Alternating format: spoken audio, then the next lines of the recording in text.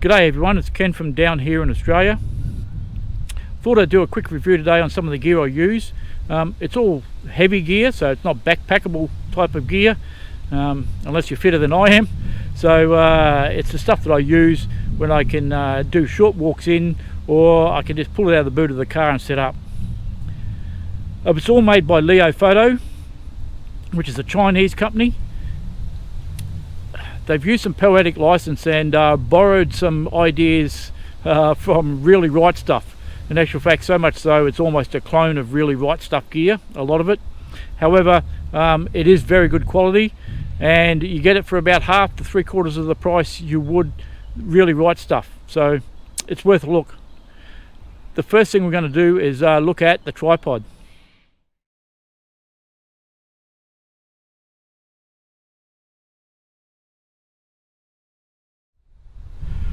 So this is the Leofoto LM404C. The C stands for carbon fibre.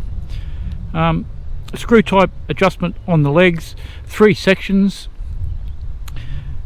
I only ever use it at 2, and we'll have a look at those in a moment. It's only out at 1 at the moment, but it can go up to 3, which will take it up to nearly 6 foot high at the bottom of the base plate.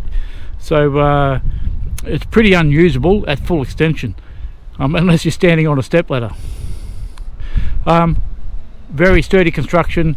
I've used this in everything up to nearly gale force wind, standing on top of a cliff top, taking photos, as steady as a rock. Underneath the bowl, just here, there's a hook, which you can hook weights to as well to provide some sturdiness. Okay, so this is 2 sections extended, just at the right height, a good stable platform to shoot from without having to stoop down and bend too much. So I normally use the tripod with 2 legs extended. Okay, so there you go. That's 3 legs extended out. As you can see, you wouldn't even be able to see in the viewfinder at their full extension.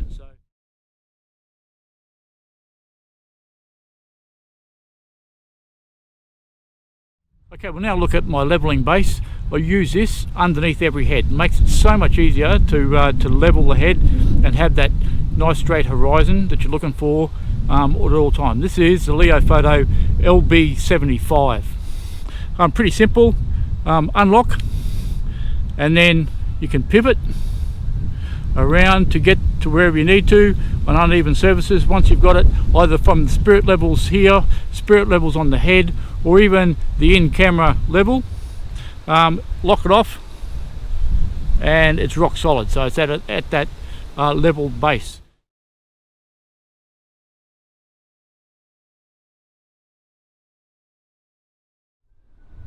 Okay, so next up is my everyday ball head.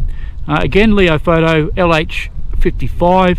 I think the LH stands for low height, but again, like I said at the beginning, if you're familiar with Really Right Stuff, have a look at their top heavy duty ball heads, and you'll see a lot of similarities between that and this one just here. Again, a bit of poetic license with Leofoto, using some of the design features, but having said that, again, good quality gear, plenty of movement, nice big dials.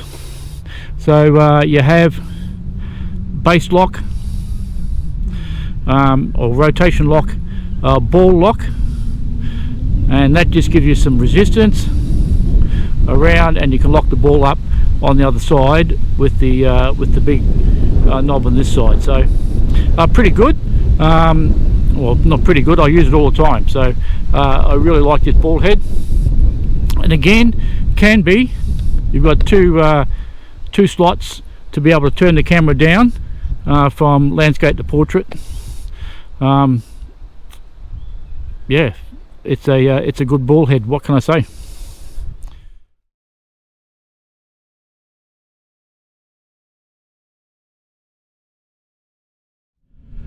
Okay, some of you might have seen this one with my 100-400 lens mounted on it just recently, in a picture that I took for the page. This is my gimbal. It's a PG1. is the code. Again, nice piece of equipment. It's bulletproof, built like a tank, and although from this company Leofoto it wasn't entirely cheap, in actual fact it was pretty expensive, but I think it's going to last. Again, simple design, and simple is often the best. One knob to adjust the swing and the amount of tension you can have on the swing, and one for rotation, so tighten it up to give you a little bit tighter movement on the rotation. Again, great with the self-leveling head to get that platform nice and stable when we need to be shooting a nice straight horizon, or just getting the camera set up properly in the first place.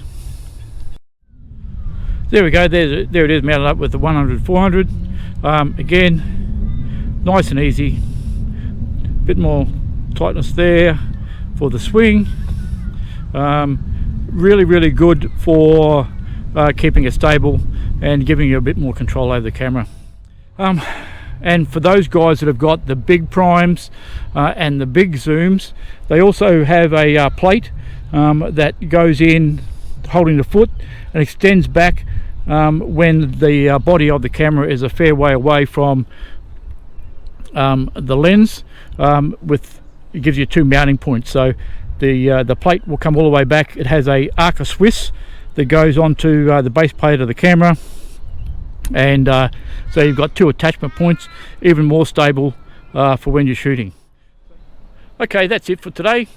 I hope you've enjoyed it, or at the very least didn't get too bored, and you'll join me again shortly when I do a review on my pano head. Thanks for having a look. See you soon. Bye.